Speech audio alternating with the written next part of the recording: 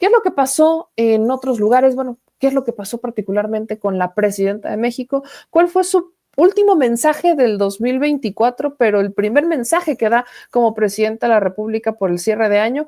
Pues este fue el mensaje que subió a sus redes sociales. La tradición continúa. ¿Y cuál es esa tradición? Pues la tradición de plantar un árbol, pero ahora encabezado por una presidenta, la primera mujer presidenta de México. Esto fue lo que dijo la presidenta Claudia Sheinbaum en sus redes sociales.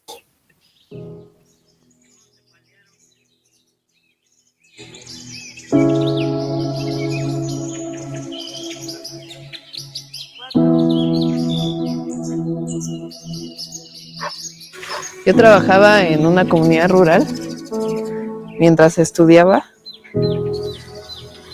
en Cheranástico, en una comunidad rural en Michoacán, Purépecha, y hacíamos estufas con barro y arena.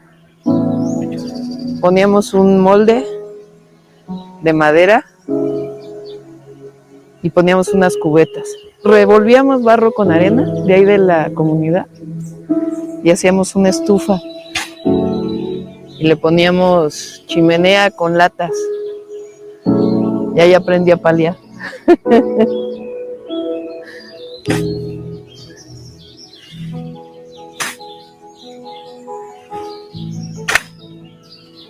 Hoy es 31 de diciembre de 2024, último día de este grandioso año para el pueblo de México. Este año dejó el gobierno un gran presidente, el presidente Andrés Manuel López Obrador, que transformó la vida de nuestro país junto al pueblo de México. Y en junio de este año fue la elección. Casi 36 millones de mexicanos y mexicanas decidieron dos cosas muy importantes. La primera, que continúe la cuarta transformación. Y la segunda, que por primera vez gobernara México una mujer. Y como lo he dicho en muchas ocasiones, no llegué sola, llegamos todas las mujeres mexicanas. Hoy cerramos el 2024, es un momento de reflexión, de pensar lo que ocurrió este año, términos personales, familiares y para nuestro país. Quiero agradecerles a todos y a todas el apoyo que hemos tenido y decirles que vamos a seguir el camino de la transformación, que no hay marcha atrás, que no va a haber regresiones, que vamos a seguir con el pueblo de México transformando desde abajo a nuestro país. Es un buen año el 2025.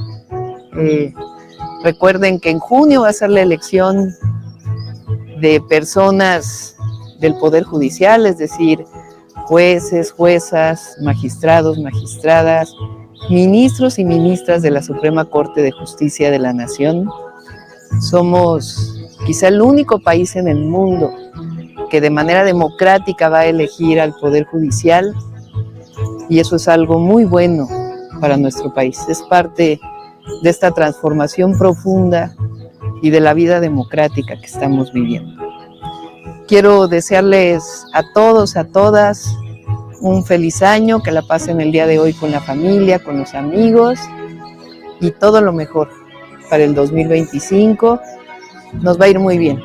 Lo sé porque hay unidad en el pueblo de México, con el pueblo de México, y que sepan que de mi parte siempre vamos a poner todo lo que esté en nuestras manos, en nuestro corazón, en nuestra mente, para seguir transformando y para hacer todavía más grande a nuestra hermosa patria. Cerramos el año sembrando este árbol, se llama Abies religiosa, es una conífera que es nativa de México, de los bosques del centro y del sur del país. Y con este abeto esta conífera. Cerramos el año y les deseamos a todos y a todas todo lo mejor para el 2025 y que viva México. Ahí está este primer mensaje de la presidenta de México, Claudia Sheinbaum, por lo que fue pues ya el 31, o más bien el inicio de año. Un inicio de año que, como estamos acostumbrados desde la administración de Andrés Manuel López Obrador, cada uno de estos años se dedica a un personaje histórico en particular. Y en este caso no se va a dedicar a uno, se va a dedicar a varias, en particular aquí a la mujer indígena. Este 2025 es el año de la mujer indígena. Aquí, de hecho, el gobierno de México ya habían hecho una presentación preliminar con el director del INAH, con Diego Prieto, que entiendo se realizará nuevamente o se va a explicar de manera más amplia en los próximos días, en las próximas mañaneras, para explicar particularmente cuál es la importancia de cada una de las mujeres indígenas que fueron elegidas o que salieron, llamémosle, en la imagen de lo que será este año, el año 2025. Aquí, por ejemplo, está el de la mujer maya, la señora de la sucesión, Tzapuc Ajuá.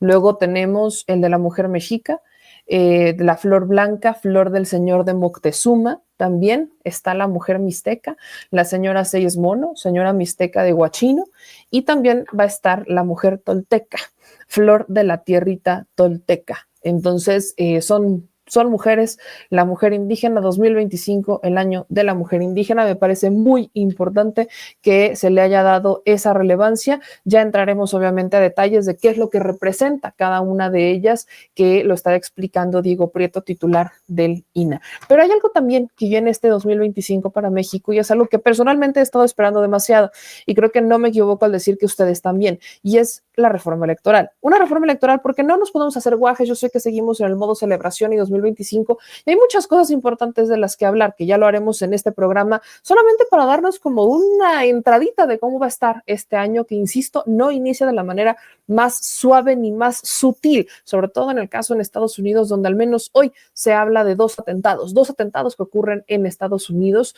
Entonces ya vamos a entrar a detalles sobre el tema, que es un poco largo y un tanto complejo, porque hay ciertas, y hay que analizarlas desde estas dos vertientes, insisto, porque hay una corriente en las redes sociales que está empujando hacia una narrativa a la que hay que ponerle muchísima atención. Pero antes de ir a eso, quiero insistir mucho en algo que es importante para todas y todos nosotros, que tiene que ver con la reforma electoral. No es ninguna mentira, no es ningún engaño que a los partidos políticos les pagamos mucho dinero y en realidad no se lo merecen. No nos hagamos guajes, no se lo merecen. Se llevan millones de pesos del erario para terminar desviándolos. En el caso del PRI, se andan comprando a ellos mismos, andan inflando los costos de las facturas para justificar los recursos ante el Instituto Nacional Electoral. El Instituto Nacional Electoral luego anda de promoción y les anda regalando las multas, es más, no se las cobra. Entonces, tenemos una situación muy compleja que si algo nos dejó el 2024, para no repetirlo, no solo en el 25, sino hacia adelante, es que necesitamos avanzar hacia una democracia muchísimo más participativa, una democracia mucho más real y además una representación más directa. Sobre el tema, ustedes habían preguntado mucho qué es lo que había pasado con la reforma electoral que dejó Andrés Manuel López Obrador. Les dijimos en su momento, esa reforma ya no se trabajó como tal en la legislatura ya antepasada, estamos hablando la última legislatura de Andrés Manuel López Obrador, no trabajó con ellos porque la presidenta tenía la intención de presentar una nueva, donde no solamente se incluyeran temas que ya habían estado en la presentación de la reforma electoral del presidente o del expresidente Andrés Manuel López Obrador, sino que se incluyera una nueva, la de la no reelección, que esta ha hecho enojar a varios legisladores, incluyendo a varios que son de Morena. Esto lo tocó de alguna manera la presidenta Claudia Sheinbaum en la última mañanera del 2024 y dio algunos detalles de lo que serán la reforma electoral, que forma parte de una de las 20, ojo, una de las 20 reformas que estará mandando nada más en esta primera mitad del 2025. Una pregunta. Habría que revisarlo, no tengo una opinión al respecto. En esas votaciones, pues digamos, la característica que tiene es que entran minorías también en la elección de acuerdo con una norma, con una regla, en donde el partido que gana la alcaldía pues no puede tener a todos en la planilla, sino que van entrando dependiendo de la votación que hayan tenido. Entonces tiene esa virtud también el que sea por planilla. Y al final, pues también la gente elige no solamente al presidente o presidenta municipal, sino a quienes van a acompañar en este proceso y quien el partido político haya decidido.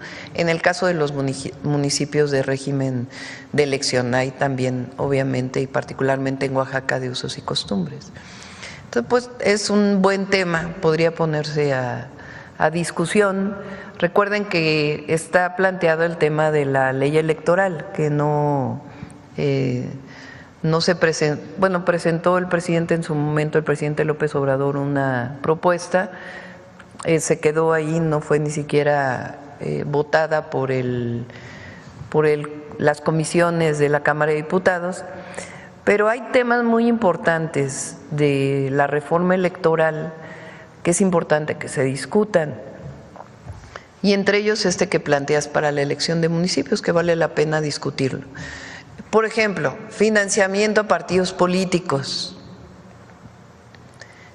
financiamiento de la selección, cuánto cuestan las elecciones en México, plurinominales, que no se trata de que no tengan representación las minorías, pero el problema de las listas de plurinominales, cómo se eligen, cómo se deciden, quiénes participan.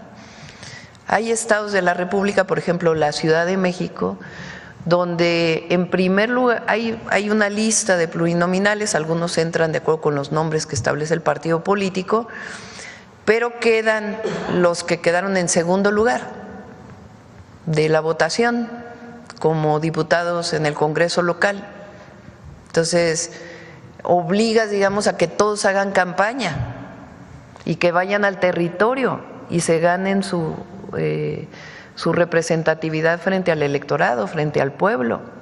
Es una manera de ver que participe minorías y que no sean estas listas de plurinominales que son definidas finalmente por un partido político. Entonces yo voy más a que no haya estas listas y que haya otro tipo de representación de las minorías, a que disminuya el presupuesto público que se va a las elecciones y a los partidos políticos, que no haya nepotismo, que no haya reelección. Yo soy de las que pienso que no debe haber reelección en ningún puesto de elección popular, y de hecho lo planteé y lo voy a enviar en su momento al Congreso. No creo tampoco que deba elegirse a un hermano, un primo, una esposa, un esposo en el siguiente puesto de elección, sea presidente municipal, sea gobernador o gobernadora, principalmente en el Ejecutivo, en donde va una persona y después se propone que vaya el esposo, el hijo, el primo, el papá. Entonces, ese esquema pues es nepotismo, finalmente. Entonces, todo esto, incluido lo que hoy planteas de cómo se elige a los presidentes municipales y a todos los que son parte del cabildo en la elección, pues es algo que es importante que se abra la discusión en este nuevo esquema electoral, que es importante que se plantee como parte de las reformas. Me parece que tenemos que pasar la reforma la votación, al Poder Judicial y después presentar las otras reformas. Aunque el caso de reelección y de nepotismo probablemente lo presente antes. Tiene mucho trabajo, va a tener mucho trabajo el Congreso, hay muchísimas leyes secundarias que tienen que entrar, y en el caso de las constitucionales, pues reformas como estas. Lo digo por los gastos también del INE, ahí también tendría que verse en esa reforma. Sí, los gastos del INE, el financiamiento a los partidos políticos. En su momento, en la reforma que envió el presidente se planteaba que no tuvieran financiamiento público los partidos políticos, con excepción del periodo electoral. Y entonces que sea voluntario el participar en un partido político. la verdad es que es una buena propuesta. Entonces, todo ello hay que presentarlo y que se abra una discusión en el país, porque no necesariamente, o sea, el INE tiene 27,000 millones de pesos este año de presupuesto, el 2025, 27,000 millones de pesos. Entonces la pregunta es, y es año en donde se utilizarán 7,000 millones para la elección. Nos vamos a reunir con el INE, estamos viendo las agendas con la presidenta para podernos reunir. Ellos solicitaron la reunión y nos vamos a reunir con ellos para ver en particular el tema de la elección del próximo año. Pero creo que el pueblo de México está de acuerdo que la democracia no conlleva necesariamente un gasto tan oneroso en la elección y en los partidos. Pues ahí está lo que viene, al menos para los partidos políticos, y el Instituto Nacional Electoral no pinta bonita su inicio del 2025, entendiendo que aunque muchos legisladores, incluidos del PRI, PAN y entonces en su momento el PRD, presentaron algunas iniciativas para que los partidos ya no recibieran tanto recurso, pues era más como para cumplir un poquito con el verbo ciudadano, ¿no? Como decir, yo la presenté pero nadie la aprobó y algo me dice, ¿no? Ahora sí que no tengo pruebas, pero tampoco tengo ninguna duda que entre ellos se ponían de acuerdo para nunca pasar ese tipo de iniciativas, porque al final era como de yo lo intenté, pero pues es que los compañeros no quisieron y yo no puedo hacerlo solo y bla, bla, bla, bla, bla, pero por el otro lado andaban gastándose una lana, pero sabrosa. Entonces hoy viene esta iniciativa donde la presidenta retoma lo que el expresidente Andrés Manuel López Obrador ya había puesto sobre la mesa en su propia reforma electoral, que ojo, era la segunda vez que la presentaban, la primera fue en el 2022 y de haberla votado, creo que nunca es momento para dejar de recordarles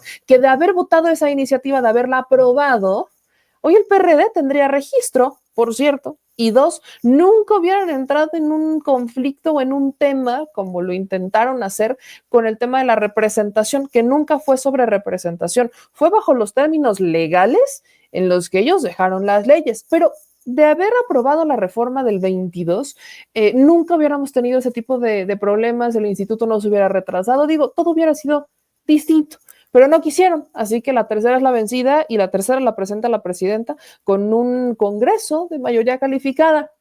Creo que ya saben lo que eso significa, ¿no?